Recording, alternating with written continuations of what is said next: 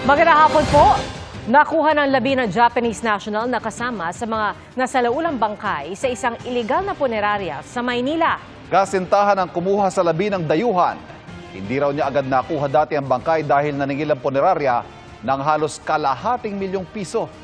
Nakatutok si Darlene Kai, exclusive. Sa wakas, maihahatid na nila ng kanyang kasintahan sa huling hantungan.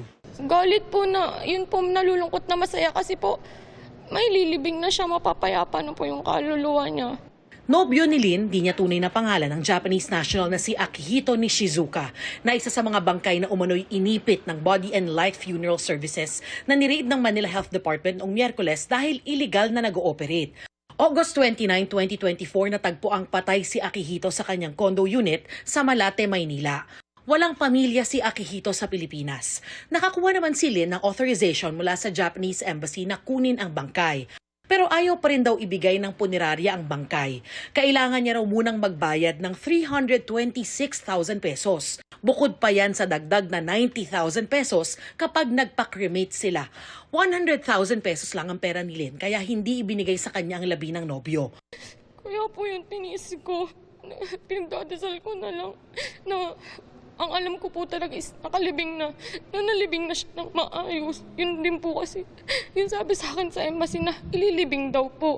Lumipas ang halos isang taon, buong akala ni Lin nakalibing na si Akihito. Kaya laking gulat niya nang mapanood sa eksklusibong report ng GMA Integrated News na isa palang bangkay ni Akihito sa mga na-recover ng Manila LGU sa Body and Light Services. Sobrang nagulat din po, kaya ngayong araw po na to, hindi pa nagbubukas yung North Cemetery. Yung office, nandun na po ako kasi iniintay ko nga po na mag-open kasi magbabaka sakali po ako. Tumulong ang Manila LGU na maproseso ni Lin ang pagkuha sa labi ni Akihito at ang pagpapakremate sa kanya. Patuloy ang investigasyon sa Body and Light Funeral Services para maiayos ang isasampang reklamo sa kanila. Illegal na ngang nag-ooperate, mahal pa raw sumingil. Kaya sabi ni Mayor Isko Moreno, mistulang hold up na raw ang nangyayari. Sa totoo lang, yung presyo nila wala nang katarungan, and withholding it, that added insult to the injury. Those who are existing, which marami sa Maynila, may ganitong pang-aabuso or parang blackmail kasi ito parang hold up ito sa tingin nyo hindi makatwiran, wag ko kayong mahihiya, mag-aalanganin na lumapit. We'll extend assistance to you. Tumawag at nag-text ang GMA Integrated News sa pamunuan ng punerarya para sa kanilang reaksyon pero wala pa silang tugon.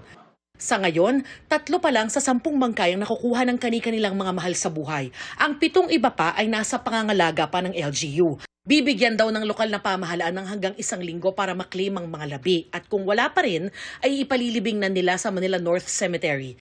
May burial assistance din daw ang Manila LGU para sa mga mangangailangan nito. Sa ngayon, mula sa madilim at maruming punerarya na ilagay na sa tahimik si Akihito. Para sa GMA Integrated News, Darlene Kai, nakatutok 24 oras.